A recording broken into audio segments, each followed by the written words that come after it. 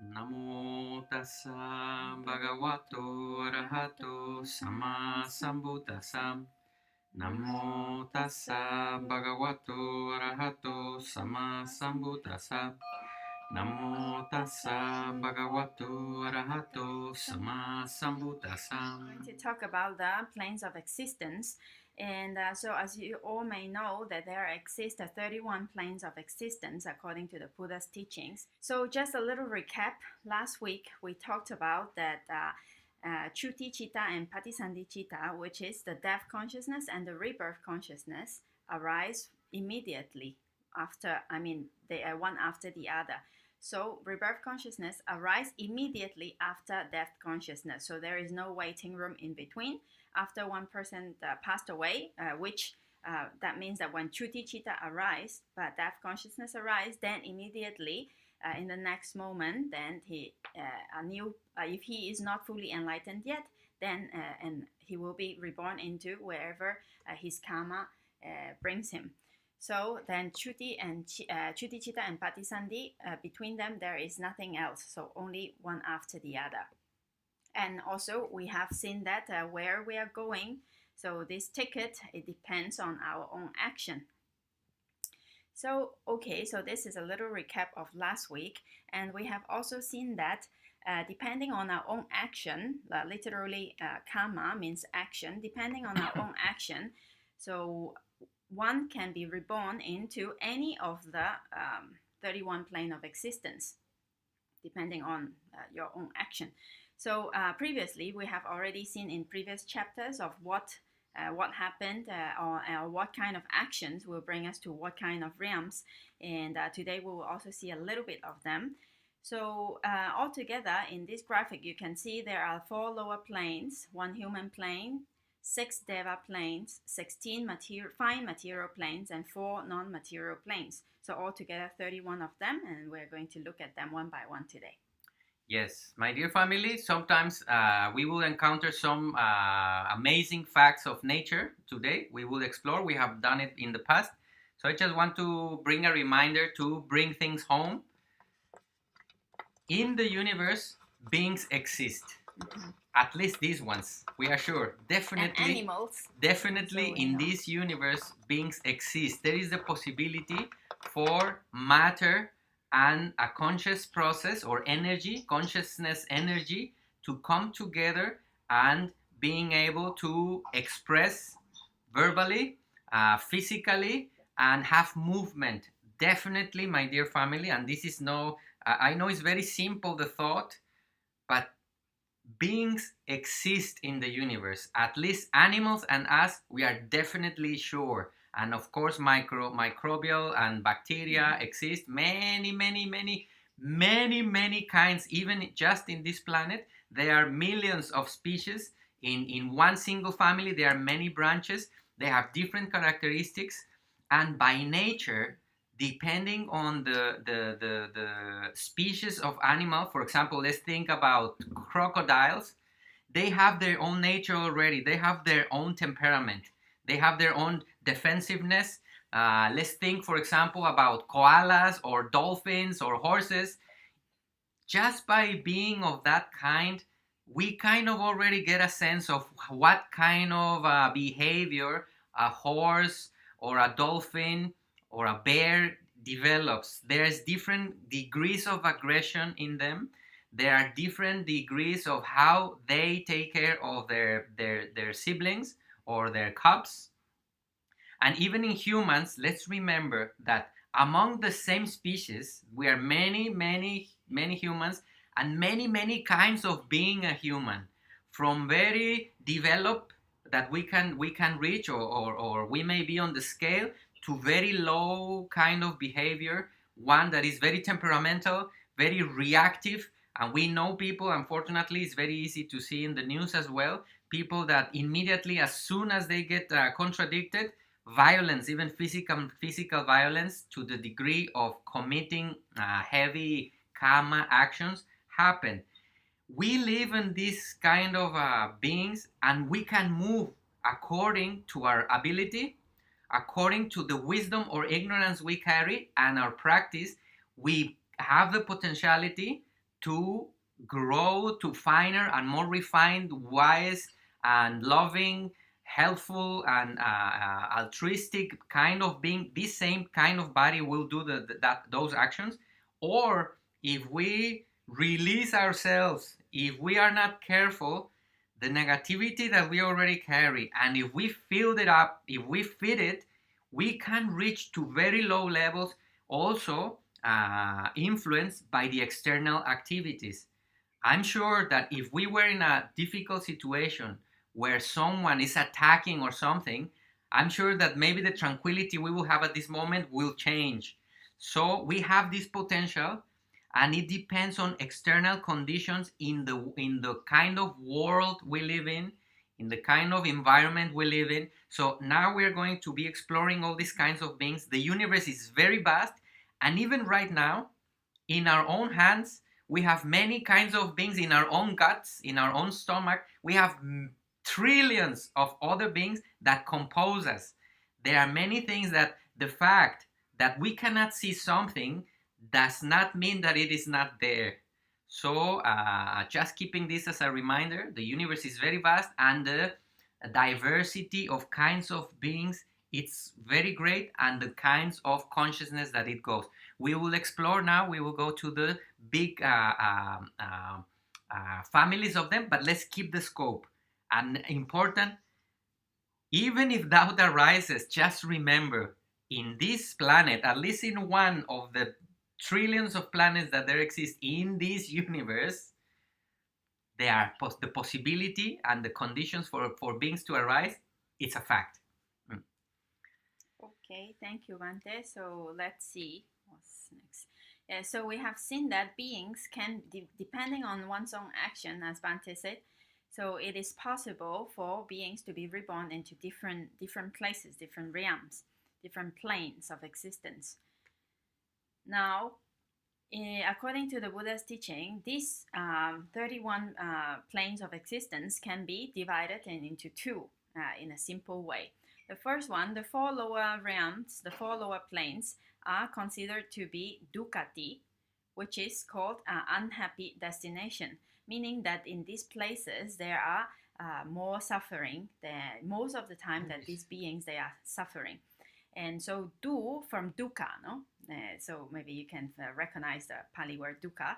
And gati means a destination or the place, no? A destination of suffering, where people, where beings suffer, in terms of the scale, suffer more than humans. So it's called dukkati, these four lower realms. And then from human onwards, it's called happy destination, sugati, coming from sukha. Sukha and dukkha, happiness and suffering. Yeah. So in a big classification, dukkati and sugati. So later, now we are going to see a little bit of a finer classification now. So before, we have already seen this when we studied about the different kinds of cittas. We have studied the cittas, the consciousness of the sense realm, sense plane, kama, vachara cittas. Then we have studied also the other ones, like the five material ones and the non-material ones. Actually, we have gone through all kinds of cittas. So here also it is divided into different planes. Meaning that we have explored already in the previous chapters all the possibilities and kinds of mental states that these different beings can have. And we have seen that as humans, we are in a very auspicious position, because we experience both. We experience negativity and positivity, and we can guide this process, and we can choose actually what happens in this life and what happens after this life. We are actually responsible, not just as humans, but all the other beings. And we have seen that lower realm beings actually mostly experience akusala and wholesome mental states. That's why they stay for much longer there, because they don't have the possibility of goodness that can bring them out. Also, as a reminder, my dear family, let's take aside our previous information based in Catholicism, because in Catholicism, one thing, they also agree that there are different kinds of realms, the happy realms and unhappy realms. But one thing very important, one difference, is that nature is never stable. I mean, nature is never gets stuck onto something. In terms of Catholic view, these realms are forever. You either go up or go down forever. that doesn't match with nature. Nature is always changing. Welcome, Maru. Nature is always changing, and we can move. We have been in lower realms. We ourselves, or this process of consciousness apparently has been in higher realms, and now we are in human in a very good condition, not so much suffering, and a teaching that can liberate us. So let's remember that it is movable. It's not forever. It's not forever. We can go down, we can come up, we can go up, we can come down. Nature is moving. And remember that when we die, every single thing in terms of matter, we are sure it is recycled. Nothing goes to waste. Nothing disappears. All the particles of the body gets reused by something else. What can we say of consciousness? It's just energy, and energy is not created nor destroyed. It's just recycled. So we will see keeping all these natural facts in mind. Mm-hmm. Okay, so now we are talking about the Kamavachara plane. So Kamavachara sense sphere, meaning that if you still remember, meaning that the objects, the most of the time beings have the five senses, the six senses, no?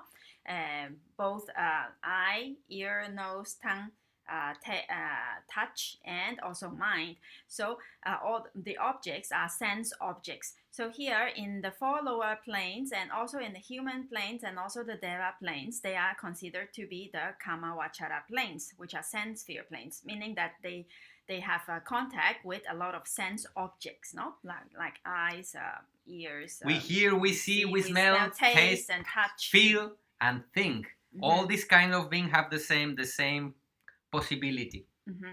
So here in Kamavachara, we have the follower planes, and then we have human and devas. Then in another plane, it's called the fine material planes, Rupa Vachara. So here beings arrive to this place because of samatha meditation, because of jhana, no? If you still remember. So here the beings, they still have a body, they still have eyes and ears, but they are much finer. In these realms, later on when we study metta, then you will see it's quite interesting. They can see, they can hear, but because in these planes, people arrive there because of jhana. So if you remember, jhana arises because of the jhanangas, the jhana factors, which temporarily suppresses the five hindrances. No, so in the most of the time, these beings, they don't have sense desire, they don't have so much, they don't have anger. Or tinamida, like sleepiness or laziness, and the five hindrances. Now we're going to get into detail.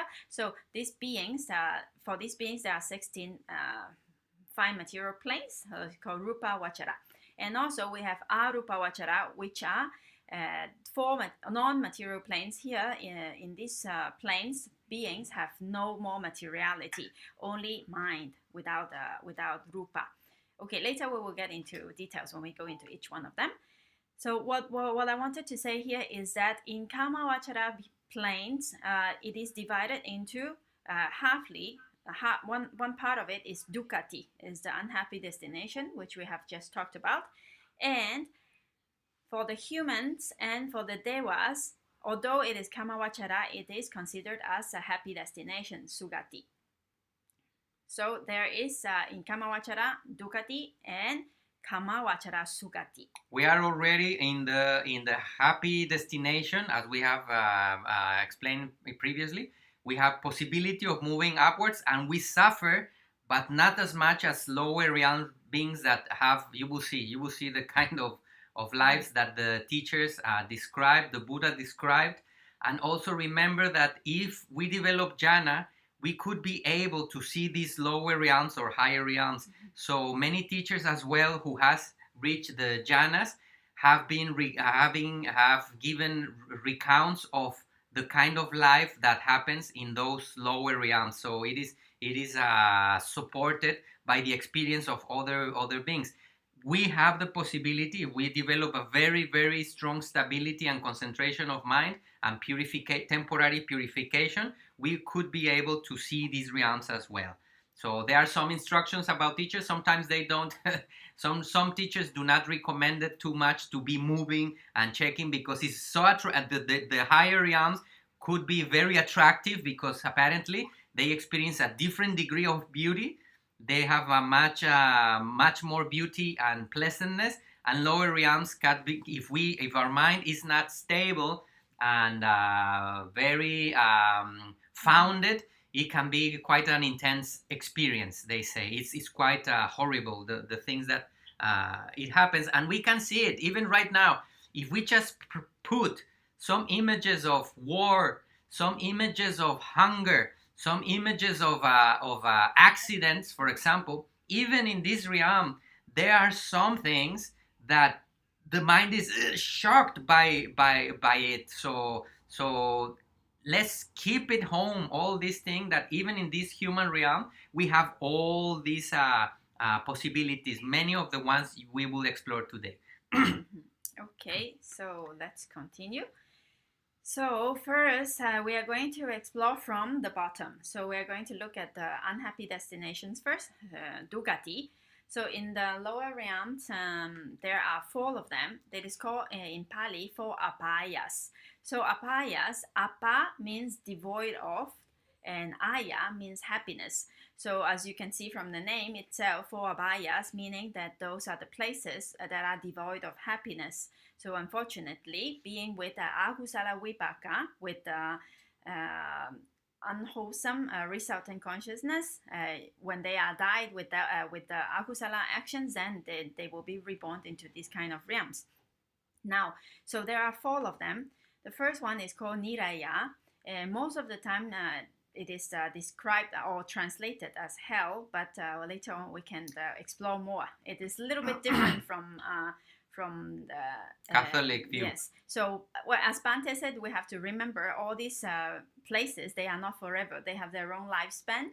How long beings live in those places? We're going to explore it in I think next week. So then we have Tirachana Yoni, which are animal kingdom that we're quite familiar with. You can actually see them. We actually live with them and Yes. and exchange mental states. I mean, not exchange, but interact with them in happiness or in non-happiness or something. So we are very fond of this type of realms, and we share the same, how to say, vibration of we can see them and touch them, they can see us and touch us, and the other kinds of beings, because they have different materiality. Some of them, as we will see, still live on this earth. There are many other beings but we cannot see them because they don't share the same vibration, physical vibration, or share the same electromagnetic spectrum. So I suppose they might be in another kind of frequencies, and they are apparently, as the teacher says, sharing the same space, yes. Be it lower and be it also higher. Devas are also apparently living. Apparently the teacher says that they like the forest a lot. They like to stay in nature, and they also share the same planet as us. But we because of the limitations of our senses, in a normal state, we cannot see them. But in jhanas, it's possible, apparently, to have contact with this kind of different beings. Okay. So then the next one, we have another realm, which is called Peti Visaya, generally translated as hungry ghosts. Later we will go into details. And then the last one is called Asurakaya, generally translated as demon, but sometimes, English words does not really make justice, show how it is. So we will go into the details one by one. Also, the words in Pali are much elegant, and they have less. We prefer to use Pali because when we listen hell or when we listen demons and things, we already have a very strong idea about what that could be. So let's clear it up and see the possibilities of nature. Okay, so these 4 places are called the unhappy destination Dugati. People arrive there because of akusala actions, because of unwholesome actions that they have done. Now, in this case, if they're reborn there, then most probably in the previous lives. Yeah? And then the lifespan there is also quite long. We are going to look at this lifespan in next week. Now, let's go to Niraya first. So in Nireya, basically it is translated most of the time to hell. But if you see the Pali words, ni means like is a negative sense. So aya is happiness. So the negative sense of happiness, meaning that those places does not have much happiness. So basically a little bit similar with the word of abhaya, no? Same kind of same, without happiness. So in those planes, it is said that there are beings there suffered a lot. There are lots of suffering there, almost no happiness there. Then there are all kinds of tortures and like very bad situations.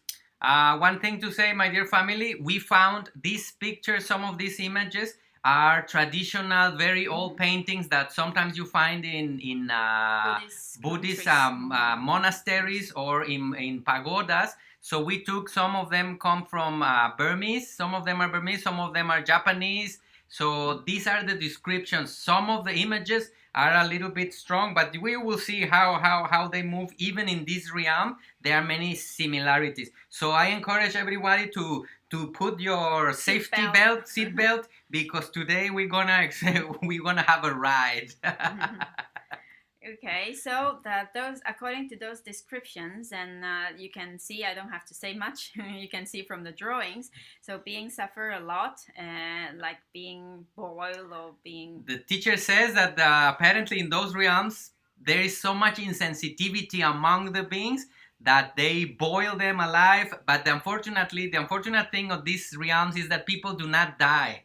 Actually, so they don't die because of these tortures. And my dear family, really, with all kindness, let's have a kind heart.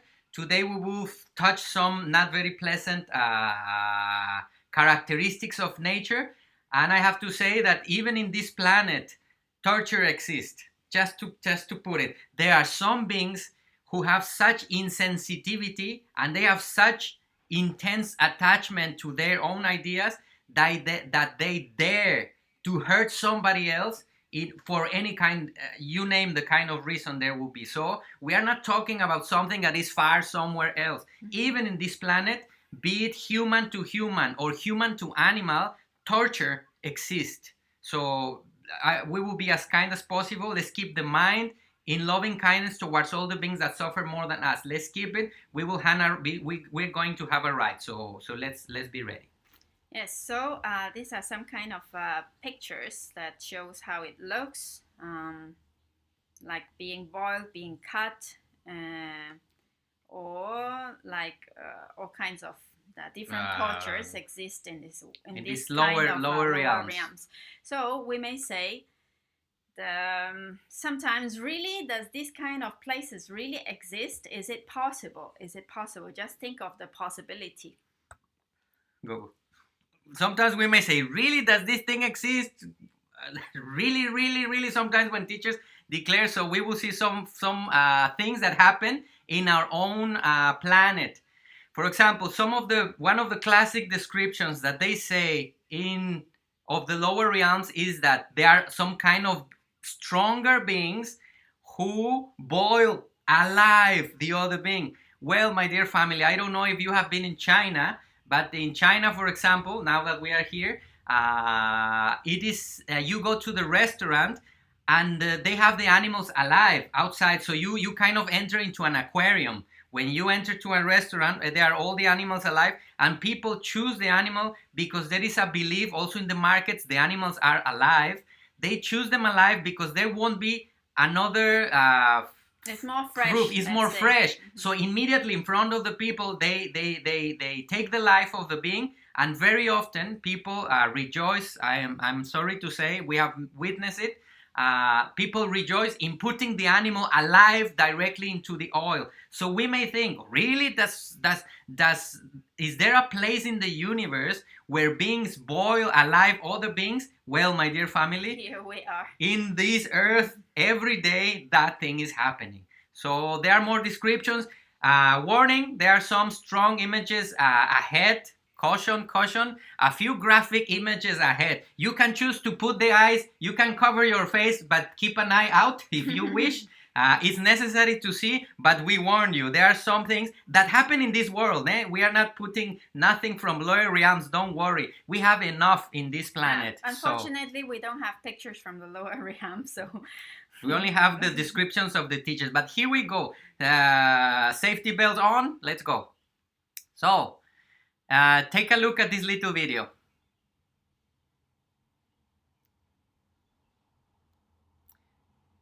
This is just what we just described. This is in a restaurant. It can be Korea, it can be China, it can be Japan. It doesn't matter where. It doesn't matter where. Also in America, we have some brute displays of non-empathy for the suffering of others. So in this case, as you saw, the octopus is just boiled. The soup is ready. They take the octopus alive and just put it in. So these descriptions of lower realms, man, it's happening here already. And then there are descriptions from lower realms that people is cut alive, taking pieces away. And this is something that unfortunately in this realm as well happens. Well, especially, I mean, we don't put videos because it's too gross. But apparently many of these little animals that are raised for taking their skins away, for making a very fancy and expensive coat, fur, they are very often not even killed before that happens. So they are skinned alive and just live there. I mean, it's just unthinkable. We humans are able to do such kind of things. And then something that happens every single day, there are also descriptions from lower realms that beings are cut from the throat and hang to bleed, to the bleed. My dear family, we as humans do this every single day, billions of times, millions and millions of times every day, and we feed from it. This suffering is happening, and the ways that animals are treated, kept and killed, I mean, we won't go further. Enough images. I mean, I don't know. So one time, one of the things that happened, I was recollecting on the other realms. I was by myself recollecting, and when I was thinking about the descriptions of lower realms, could that be possible? I thought, could that be possible? But suddenly, as thinking how we humans treat animals, my dear family, we can say that human world is hell for animals. We are doing exactly the same things that the teachers describe that all the beings do to us if we go low, to the beings in lower. We are doing the same for animals. We are boiling them alive. We are cutting their throats and hanging them up to be deblooded. And all these kind of things, this and worse we are doing. My dear family, there are a few more images. We will finish with this. But there is another practice, that unfortunate practice that happens in China and Asian countries, which in the weddings, as you know, they serve shark fin, the fin of the shark, the side fins and the top one, apparently is a delicacy. So in most of the weddings in China, they serve this soup of shark fin. It is very, very expensive because the less sharks there are, the more expensive it gets, of course. So the ways that humans are butchering the sharks, they don't care about the meat.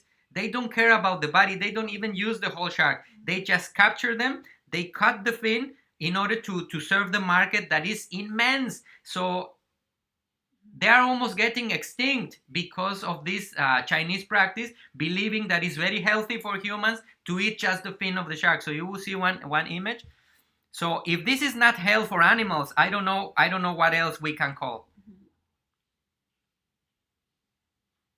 They just cut the fin of the sharks, and once they take it out, they just throw it into the sea. And the sea in Asian seas, they can't swim anymore. They didn't die, so they just drown, go down, and this is a reality. Of course, all the matter is recycled by other animals and things, but they are almost getting extinct. We humans have the ability to do such things.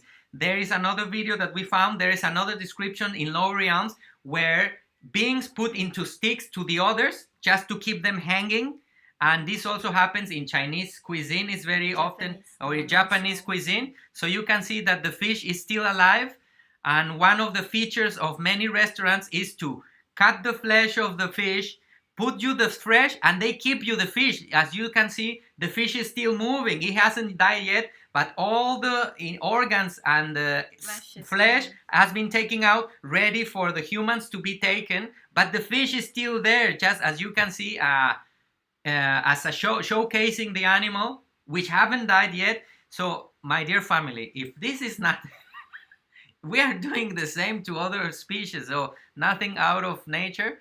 And this is another Korean or Japanese restaurants where it is a tradition. They insert a stick into the shrimp. As you can see, they are still alive, and they just put them onto boiling water directly in order to have fresh food consumed.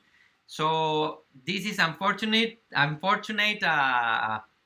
I know, I can see your expressions. I know it's uncomfortable, and we are together, my dear family, but we are exploring the scope of ignorance, the scope of suffering in this realm. These things exist, and we want to bring it home, not to have it far away in the hells or something out there. Yeah, so this is just a contemplation. Then if this kind of descriptions, this kind of state exists even here, so why not in other realms? So just as a contemplation, I think it would be possible to have such kind of places where beings are being tortured. So don't worry, the heavy stuff is gone. We can rest. No more intense images. But now I want to make a recollection. If we just inverted the roles of animals to humans, some images are funny. Even if we just inverted the roles, okay, let's say that the animals get together and they make a revolution and suddenly decide, okay, let's get free from these humans that are torturing us constantly, and let's do to them what they did to us. So can you see this image? Everybody can see. Imagine it will be opposite. Just you saw the wall of that bear. So just by looking, we keep the skins of the animals there, and there are some more coming. I mean, horrible things we do, my dear family. Ignorance can go very, very far in terms of lack of empathy. We can see we can have another exchange.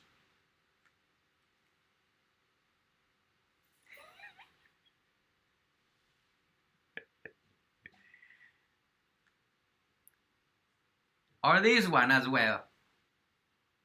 Imagine if the animals decided to exchange the roles. Torture a being in front of others, and everybody's cheering up. Everybody's rejoicing, considering it an art to make another being suffer. Imagine the lack of empathy. Imagine the lack of compassion that there can be. So let's wait a little bit now.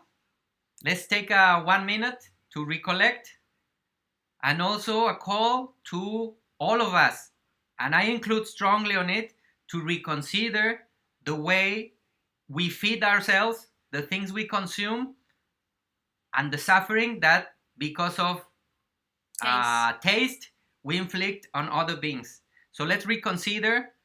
I know it's a difficult process, sometimes going in, going out, coming in, coming out, but certainly we can do something and together get more consciousness. Everybody is free to make their own decisions, but definitely other beings are suffering because of our choices, of the choices we put on our plates. Not just by killing, but also by exploiting through eggs and milk and things. Everybody is free. In my case, being donated food sometimes is a little bit harder, but it's possible. So we also taking this opportunity to rethink our choices if we don't want to make other beings suffer. This is a fact. And in this realm, ignorance and unconsciousness exist, so we make suffer other beings which we consider lower or different. Well, the same can happen in another realms, and we can move among it. So it depends on our mental stability and cultivation. Let's stay a few minutes.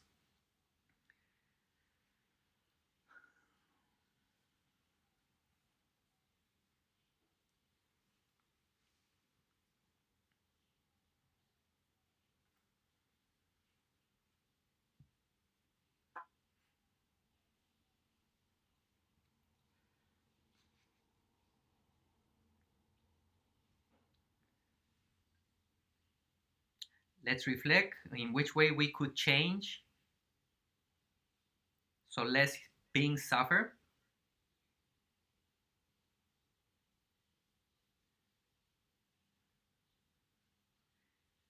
And we use this opportunity to give a sincere apology, sorry, to all the beings that we have hurt in the past by ourselves or because of us.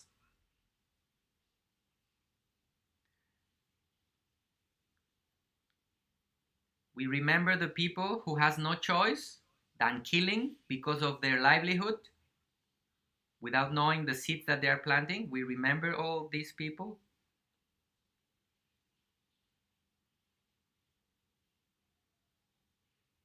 And we remember all beings who suffer more than us, that unfortunately are many, many, many. May all beings, through understanding and consciousness, be freed from mental and physical suffering. May we have the detachment to change our ways so we find a space where less suffering is inflicted.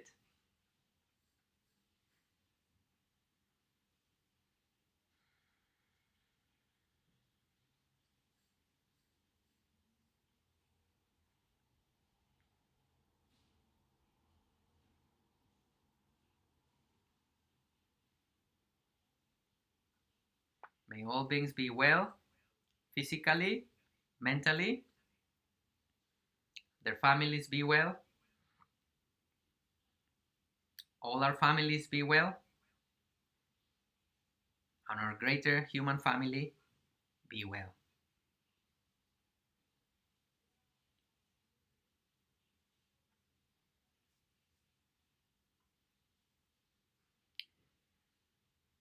Detachment, love, compassion, and wisdom.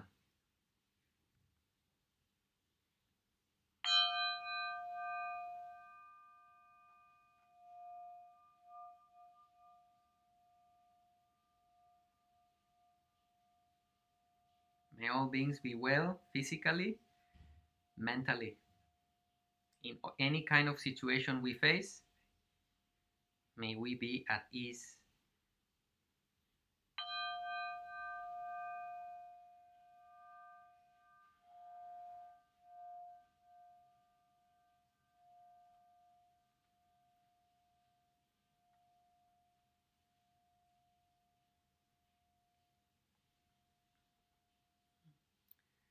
Thank you, dear family.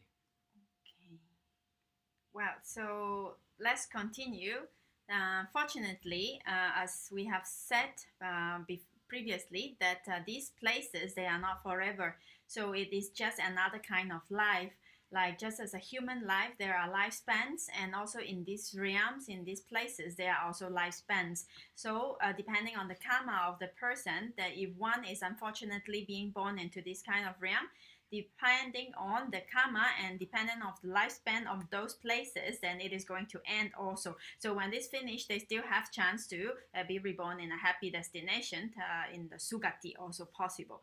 So later on we will study karma in the later of this chapter. Then we will see what kind of karma brings what kind of lives into which places, and what kind of karma in the javanas, in the 7 javanas, we've seen them which one give result first and which one give result later, and so on. Okay, so let's continue with the. So we finished with Niraya, which is the lowest realm. Then we go to the next one. It's called the Tirachana Yoni, animal kingdoms. So here we don't have to say more how animals suffer. No, I think we have seen enough of how animals suffer. And so sometimes it is interesting because we human beings sometimes say that, oh, so nice, I wish I was a bird, so free, we can fly in the sky and all these things, no?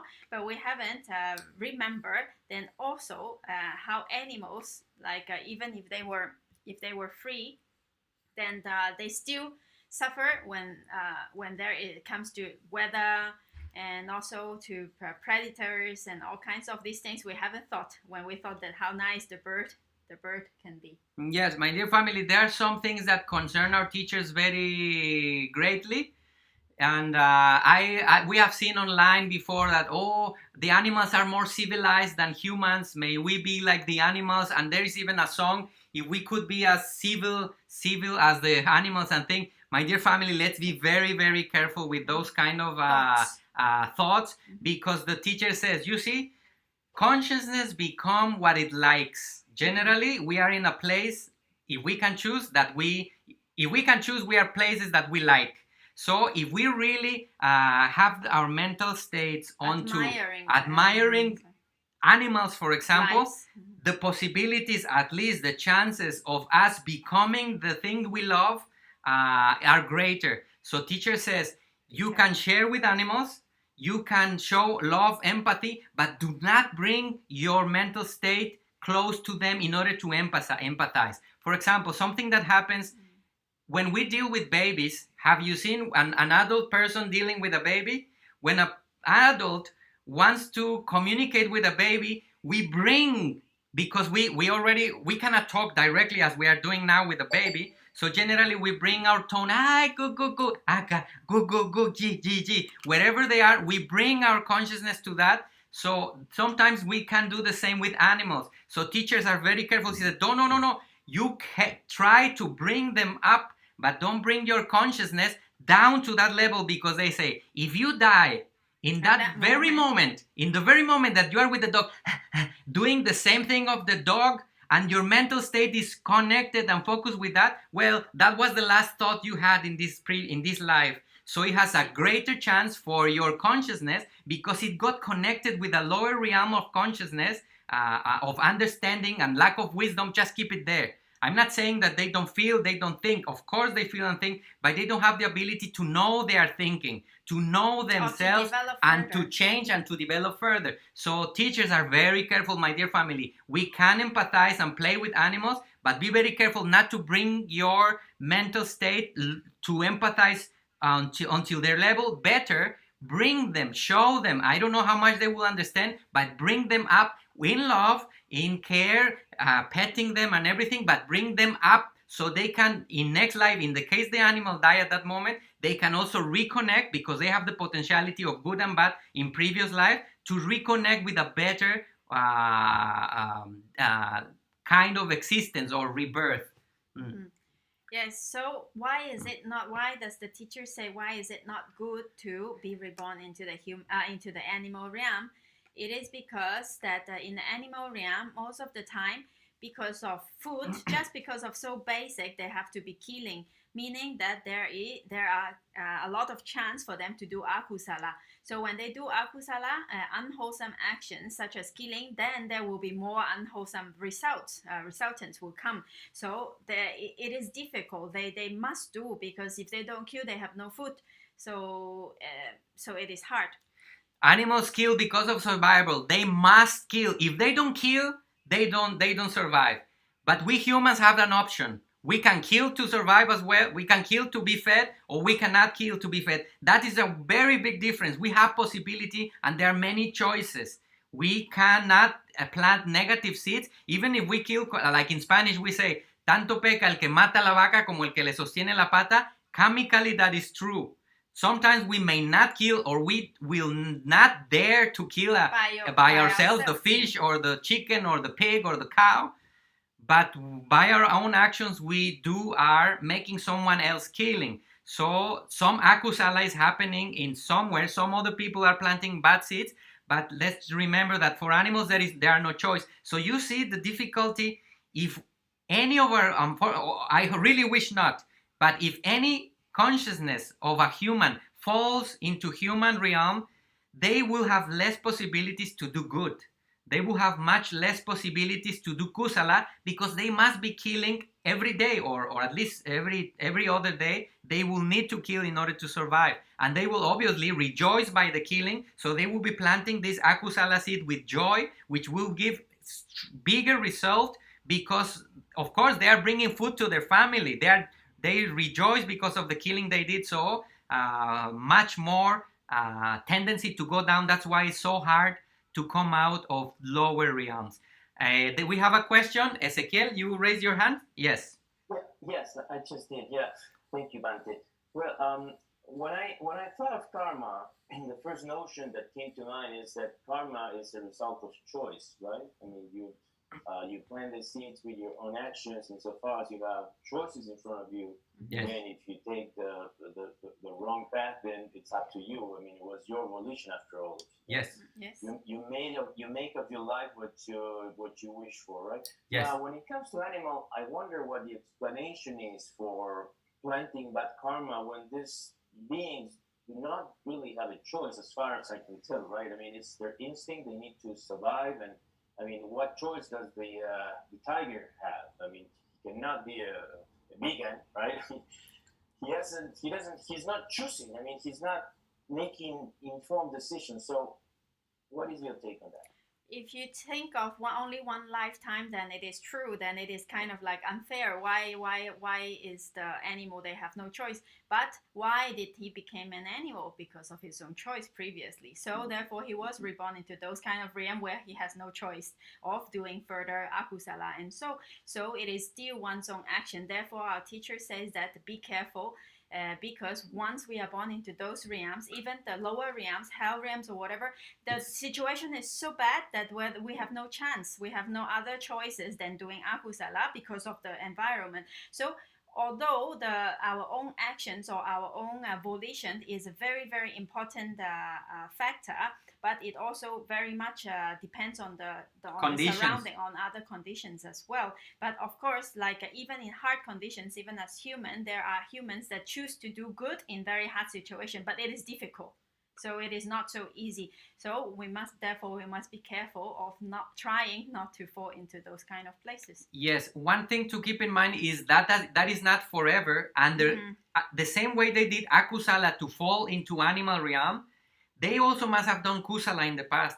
So, yes. For example, when a mother tiger is taking care of the cubs, definitely that tiger is experiencing some degree of kusala. Is taking care of another being that is not herself.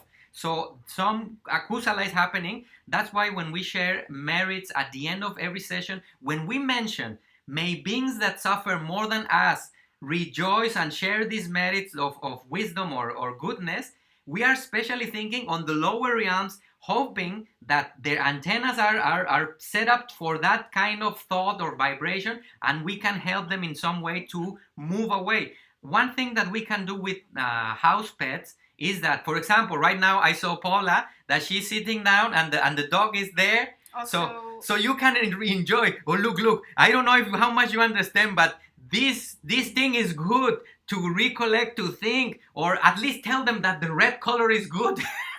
I mean, whenever you see in another life this red, the same thing I say to myself, I wish I follow this red in the next life. Whenever we see those red, those guys, these no hair guys and red color dress people, they have some kind of information that is important to live well. Let's just think on that way. I think the same. It's not talking about myself. Of course, I represent it, but I also feel the same for my own teachers. Remember, this color has something to do with goodness. So even if we can help an animal to kind of connect, or they feel our love and they are able to connect. Okay, I have never seen so loving or so stable my boss. I don't know how to call my owner. I don't know what word you want to use it. And I can reconnect. Oh, every time he or she sits and think for a little while with these no hair people, red color people, or thinking about the Dhamma or the Dhamma wheel or some image, we hope that consciousness get the connection that thing has some answers. So in the next life, if they have the possibility, same as in the way I felt it, and maybe for you, why are you here? Why are we here? Just tell me. Because our parents told us? Not in my case. And the first time I saw a monk, something inside, like if it came from somewhere inside, like, oh, that person has something. That person, atrápenlo, catch him, don't let him go. So I felt that with the teachers and many other things that sometimes resemble magic. When you go to the monasteries, there is something inside, because it is very likely that this is not the first time we have contact with wisdom. That's why we like it. That's why we are sitting here. So if we can give, going back to the thing, if we can make intelligently, with compassion and love, those animals that surround us able to make some kind of connections, that will be the best we can do. But yes, Ezequiel, it is very hard for an animal to go out of it. And I will make another example to bring it to human reality. Look, right now, no one is hurting us, no one is offending us. That's why it's so easy to be in Kusala. Right now, everybody, I see your faces, everybody's peaceful, everybody's smiling sometimes. It's very easy to be wholesome when nobody is teasing us. But when we have difficulties, and this is the challenge of the present day, when we have external difficulties, economic difficulties, job difficulties, people is stressed, people is afraid, people is aggressive, people is defending, it is harder to keep a mental state, wholesome mind, isn't it?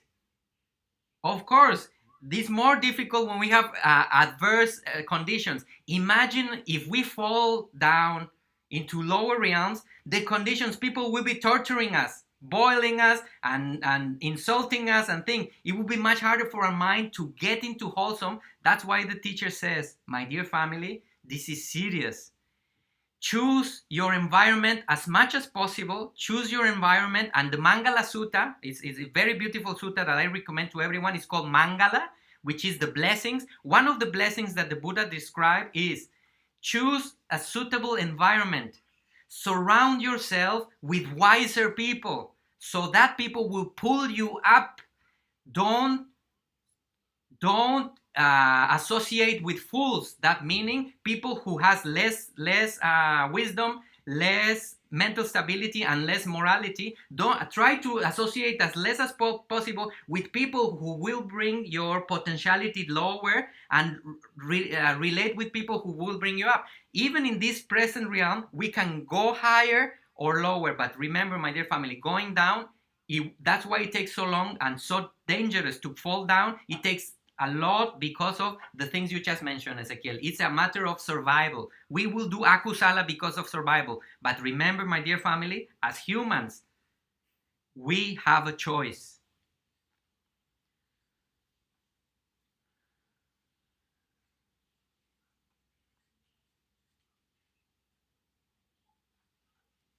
Yes, so... Fair question. Yes.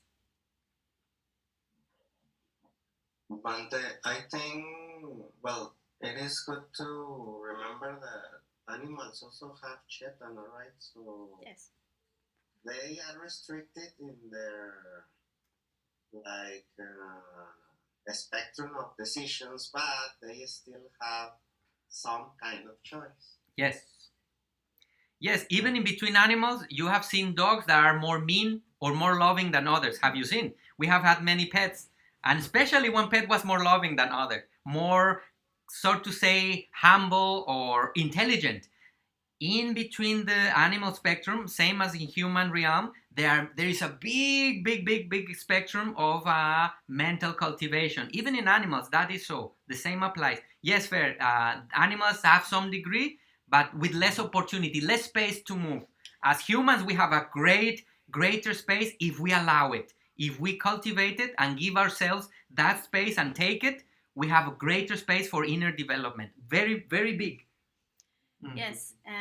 Actually, karma is very, very interesting. It's one of the most interesting subject that we have been studying. So in this chapter 5, we are going to explore a lot about karma. So everything will become much more clear in these coming sessions. And karma also is very interesting because even as an animal, there are animals that are in the wild that are in more danger, and there are animals that are house pet that even live better than some humans.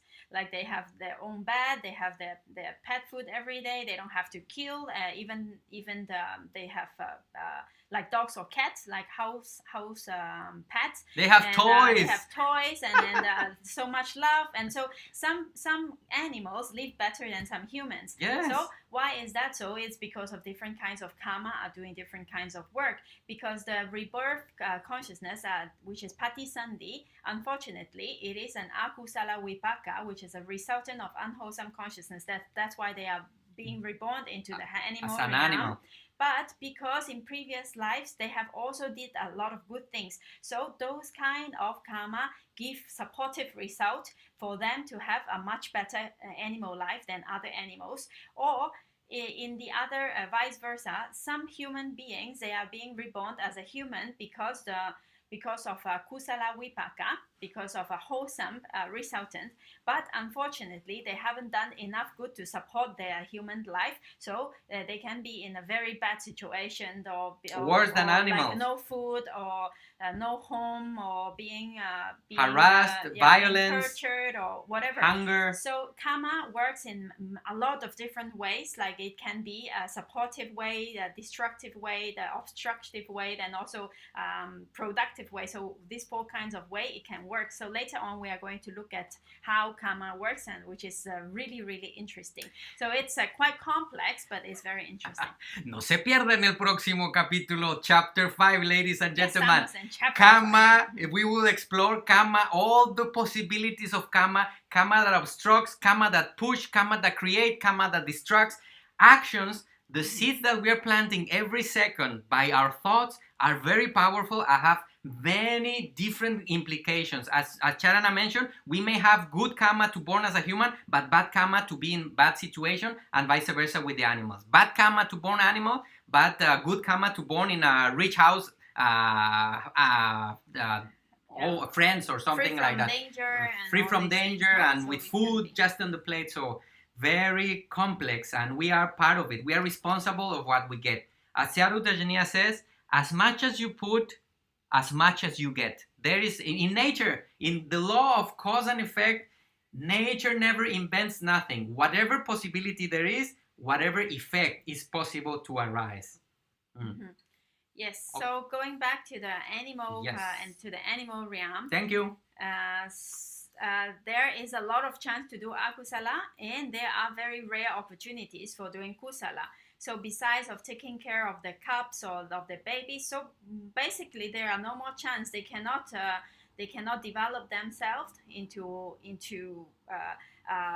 of higher development because of their situation and because of that kind of life.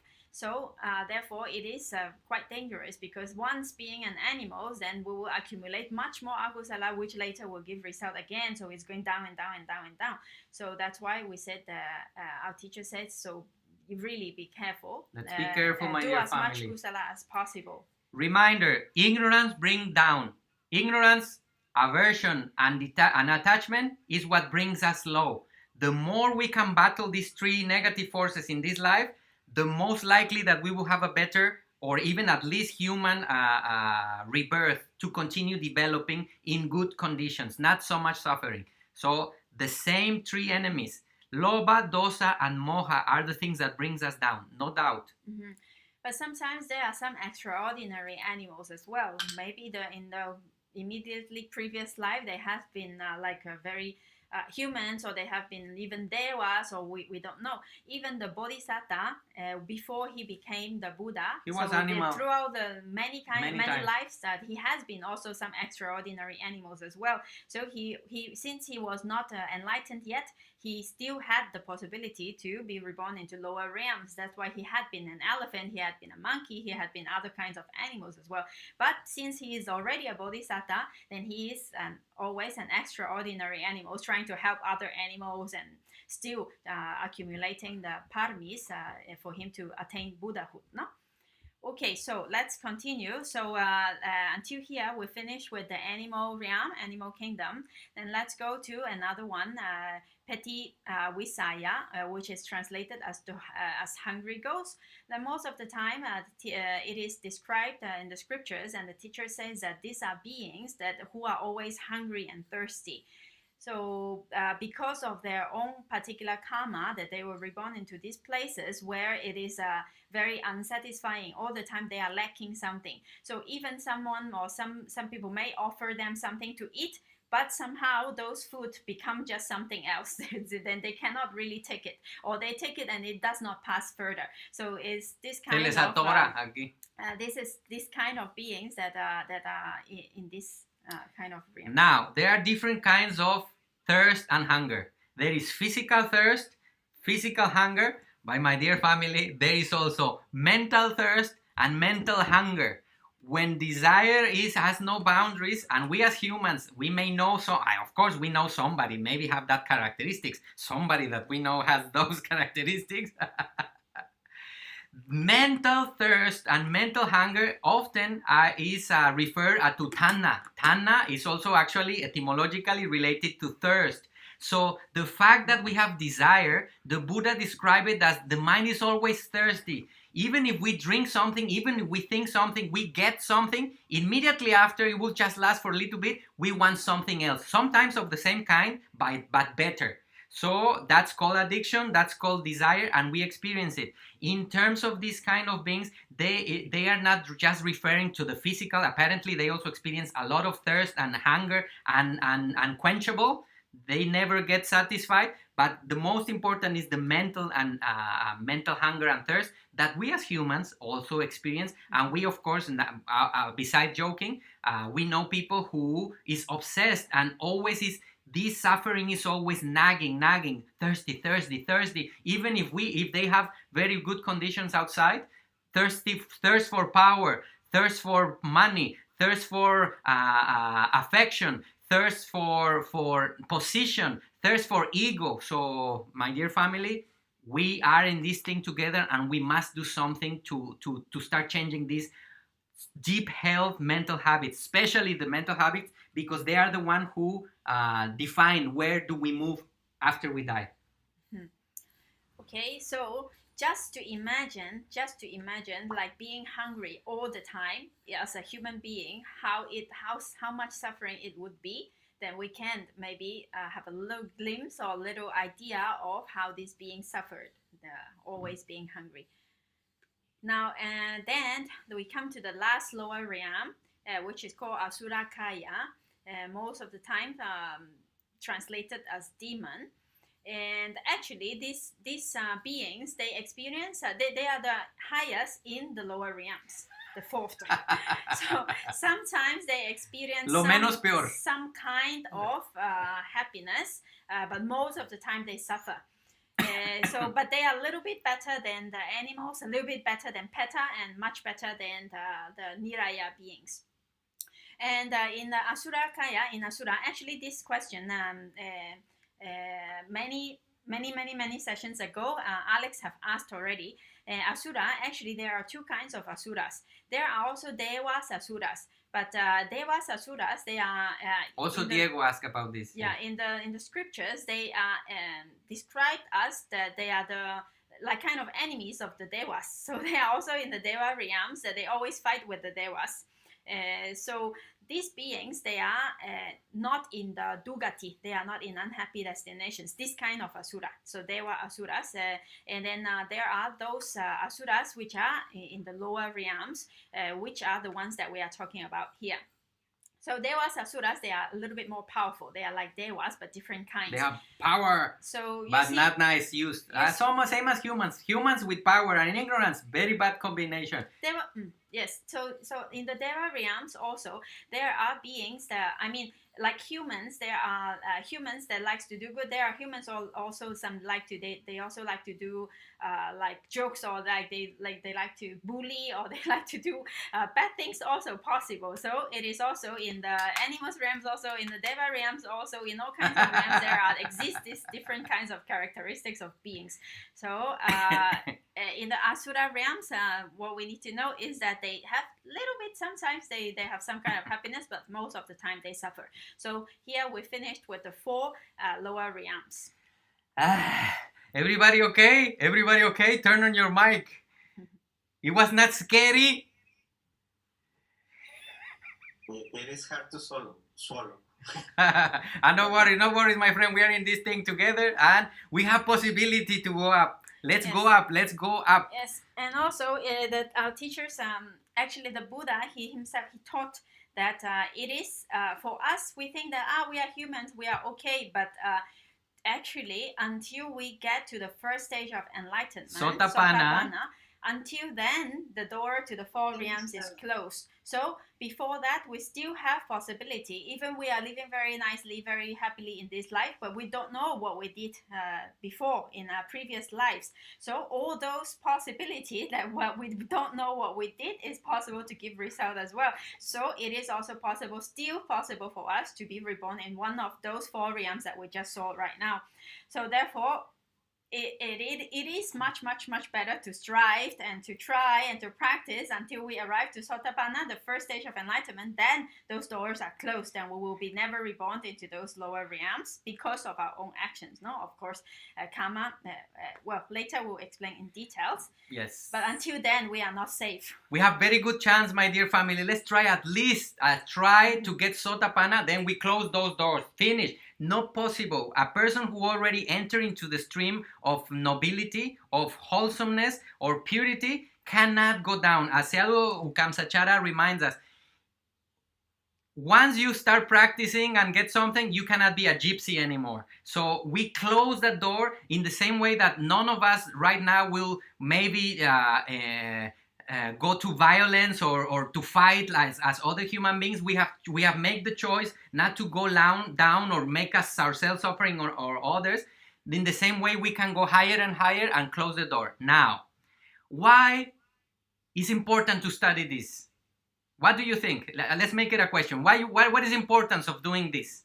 What do you think? Why is it important to know the lower realms? Why did the Buddha had the necessity to explain this? What do you think?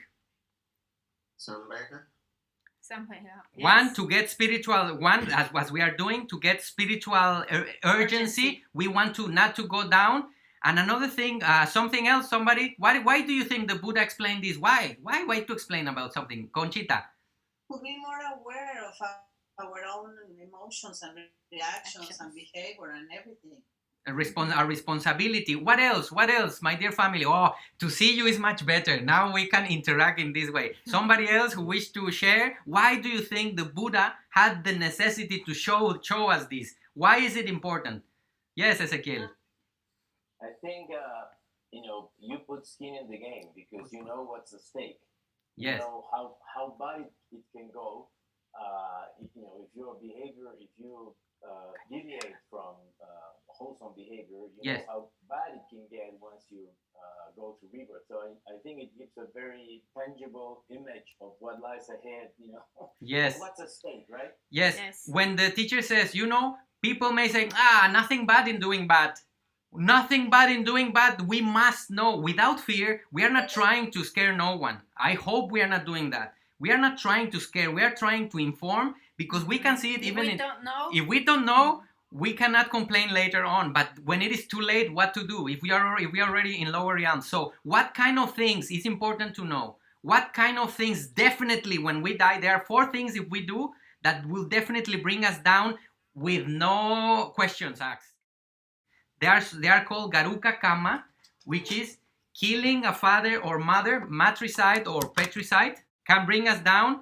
Hurting a Buddha, if you attempt towards a Buddha and taking not the Buddha as an individual, but the whole teaching, to destroy the teaching, or separating the Sangha, these are the 4 heinous crimes that a human can do. And definitely if someone, which has happened because of out of greed, if someone like in ancient times, the king, the prince will kill the king or something like that, definitely that people will go down to lower realms. Now, my dear family, why is it important that the Buddha teaches this? We have seen beautiful things.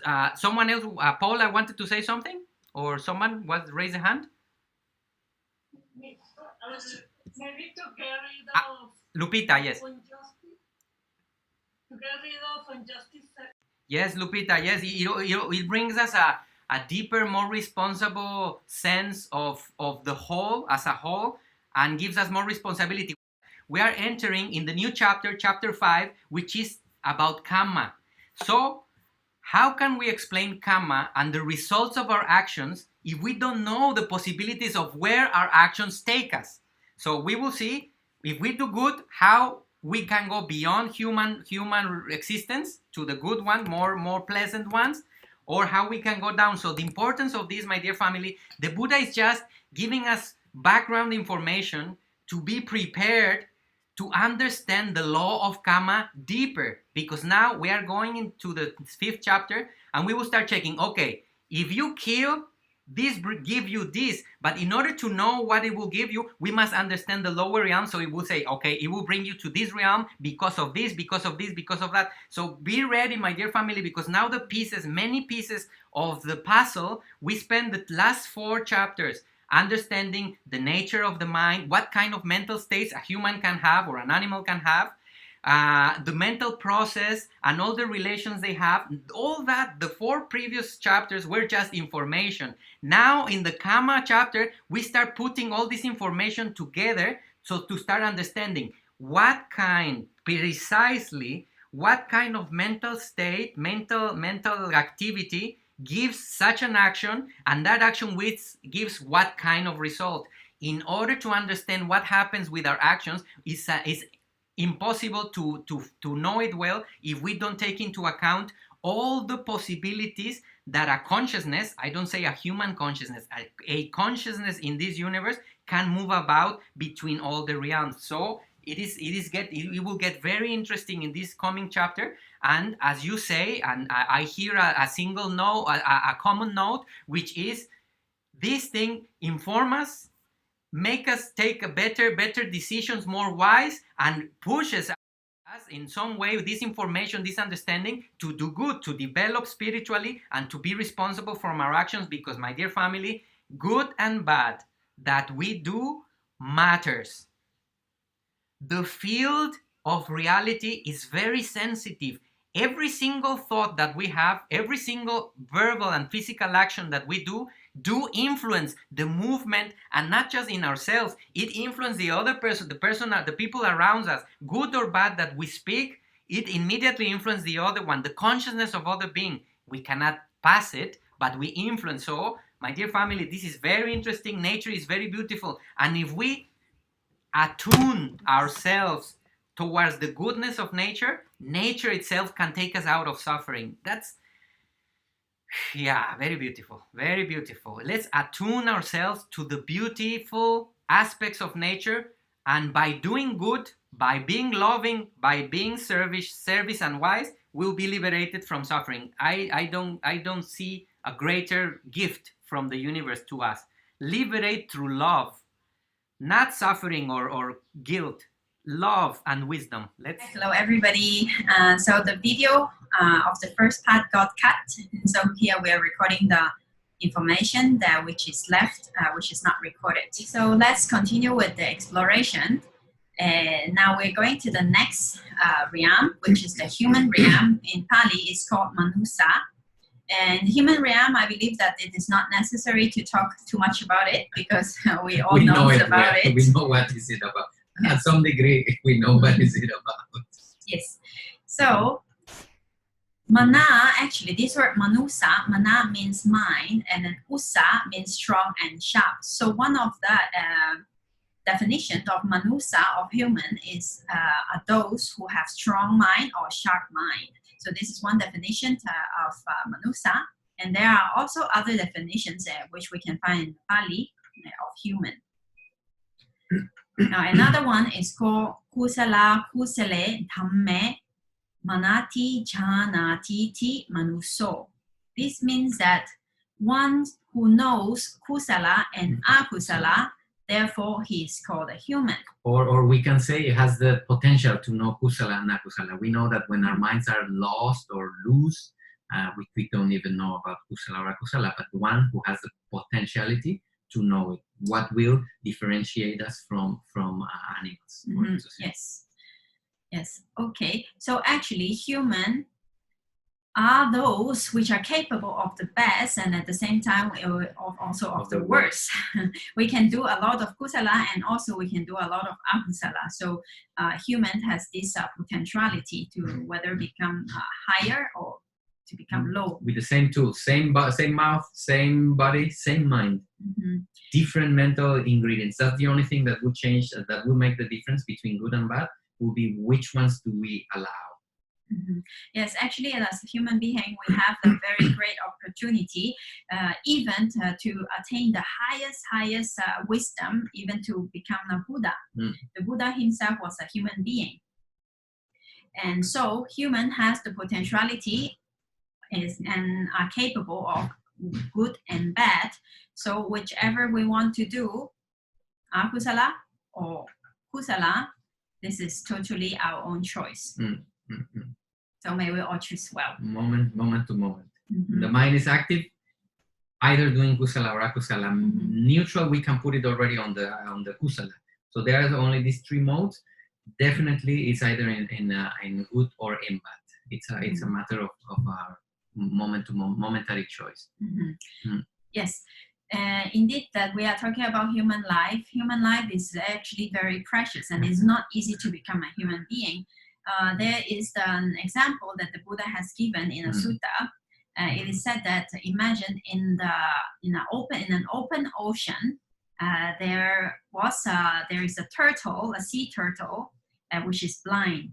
So every 100 years, this sea turtle will come up to the surface to take some air, and it will go back again. So only every 100 years it will come up once.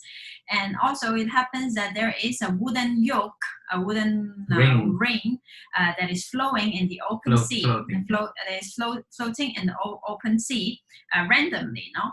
So the Buddha said that the chance that this turtle, that when this blind turtle, when it surfaced to get some air, that it just coincidentally put his head into the ring that is floating in the open sea, is that much the chance of being a human being.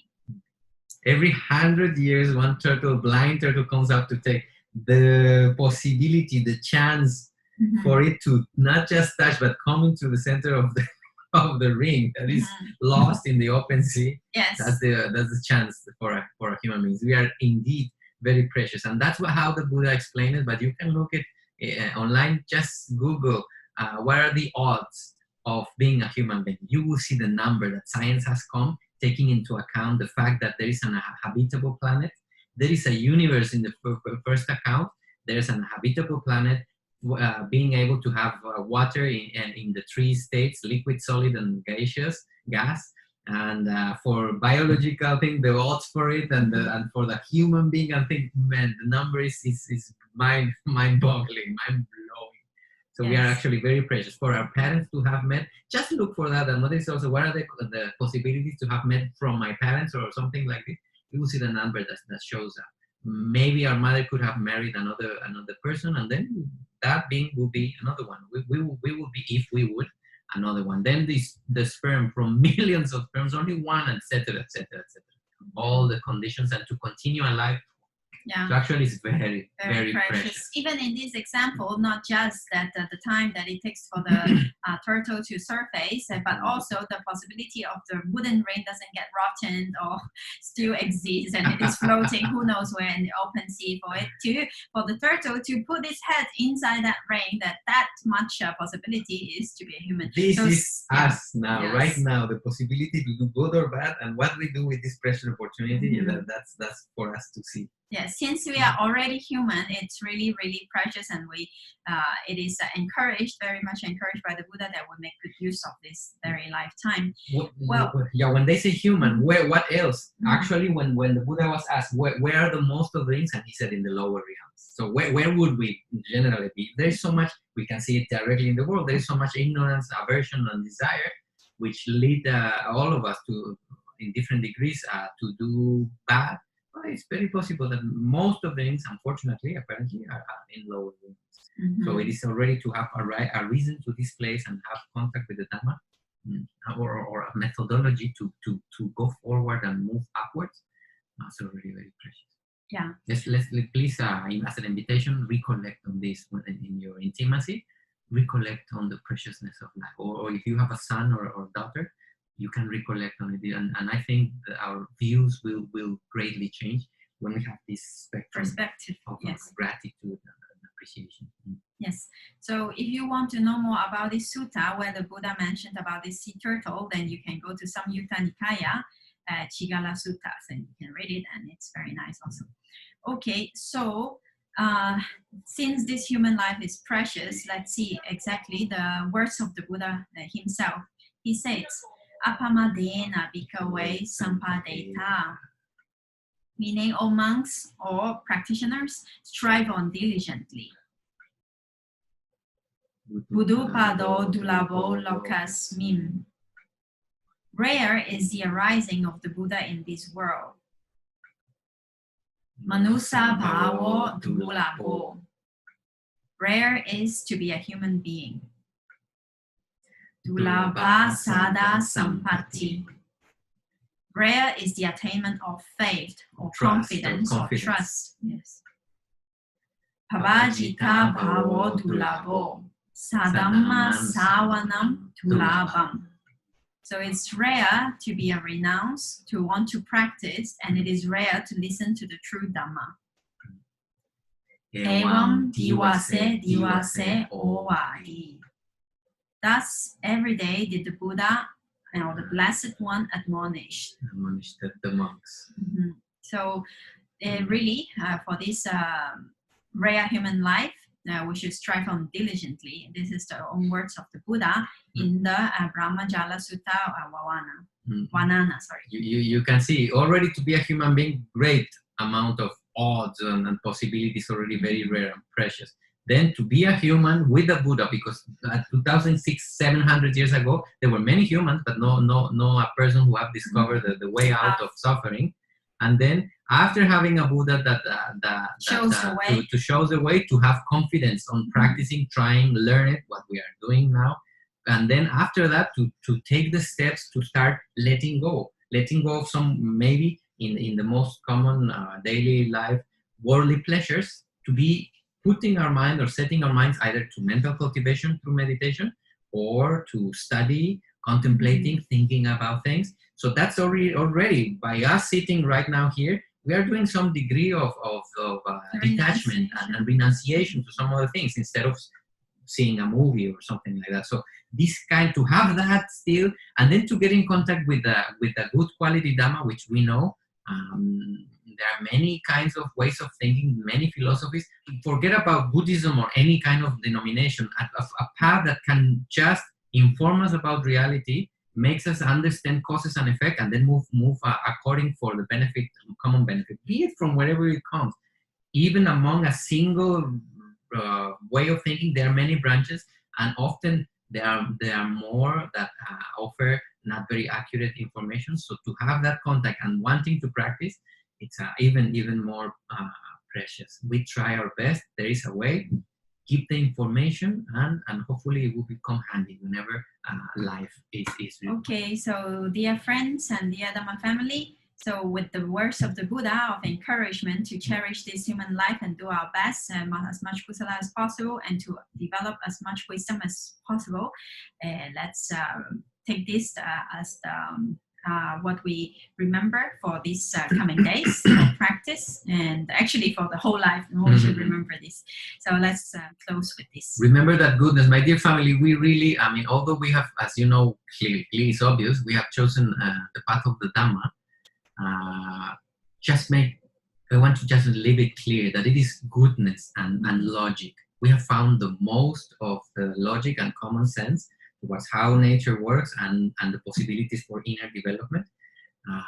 Obviously, when we speak about the Buddha and pointing out that as a path, in our point of view, it's a fact. There's much information. We have, as you know, I just want to add that we have searched in previous years and decades into different ways that were places where answers were not satisfactorily given. With that being said, it is goodness. It is the logic of avoiding bad for our own detriment and the detriment of others, which will liberate us. Obviously, as far as we have found or explored, the Dhamma provides one of the best, most logical and well-explained paths. The choice is ours, and I just want to point out, have it very clear, we are not on the promotion or missionary, any kind of thing. May logic and wisdom prevail, and whatever gives us more stability and clarity, May that be so. Welcome in any way that we can continue to support, and we continue working. In any way, we continue working towards goodness for the common benefit. Accepted anything, and we move towards that direction. From our side, we're thinking, we have the thought of continuing. Welcome anytime. Okay, thank you everybody. So have a nice week ahead, and see you next week. See you next week. May everybody be well. Take care of common practices for hygiene and all the situation present. May all your families be well. See you next Sunday. See you next Sunday. Thank you for the exploration. We continue. Bye bye.